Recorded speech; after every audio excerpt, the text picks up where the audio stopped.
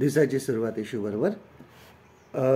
Look शुभवर्तमान ह्याचा 14व्या अध्यायामध्ये look chapter 14 ह्यामध्ये मोठ्या जेवणावळीचा दृष्टांत दिला आहे की एका मनुष्याने मोठ्या मेजवानीचं आयोजन केलं आणि त्याने प्रत्येक आपल्या दासाला जाऊन सांगितलं की आमंत्रण देऊ नये जे प्रतिष्ठित लोक आहेत त्यांना, पण प्रत्येकाने काही ना काहीतरी कारण सांगून त्या ठिकाणी येण्यासाठी नकार दिला.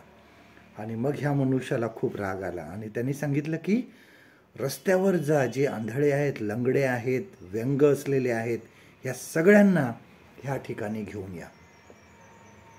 आणि त्यांनी सांगितलं की त्यांना घेऊन या.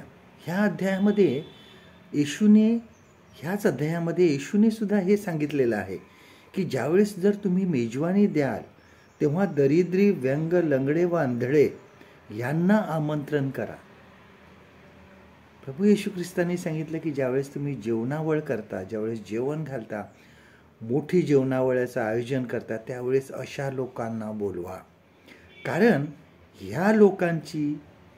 ज्यावेळेस ह्या लोकांना तुम्ही बोलवता त्यावेळेस ते तुमची परतफेड करू शकत नाही. आणि हेच मोठी गोष्ट प्रभू येशू ख्रिस्तांनी सांगितली होती की मदत करा अशा लोकांना जे तुम्हाला परतफेड करू शकणार नाही. अशा लोकांना सहाय्य करा, अशांवर कृपा व दया करा जे तुम्हाला काही परत देऊ शकत नाही. ह्यालाच निस्वार्थी सेवा म्हणतात. आणि देवाने सुद्धा आमच्यावर असंच प्रेम केलं होतं. आम्ही आमच्या पापामुळे आंधळे, लुडे, व्यंग असलेले असे झालो होतो, परंतु देवाने प्रभू येशूला आमच्या पापासाठी पाठवलं.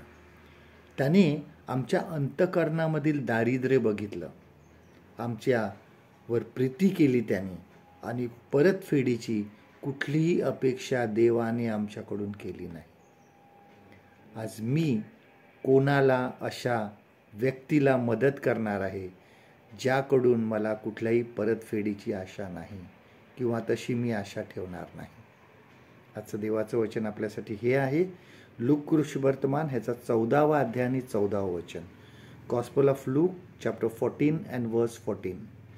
म्हणजे तुम्ही धन्य व्हाल, कारण तुमची फेड करावयास त्यांच्याजवळ काही नाही, तरी नीतिमानांच्या पुनरुत्थानासमयी तुमची फेड होईल. परमेश्वर करो आजचा दिवस तुमचा आशीर्वादित करो.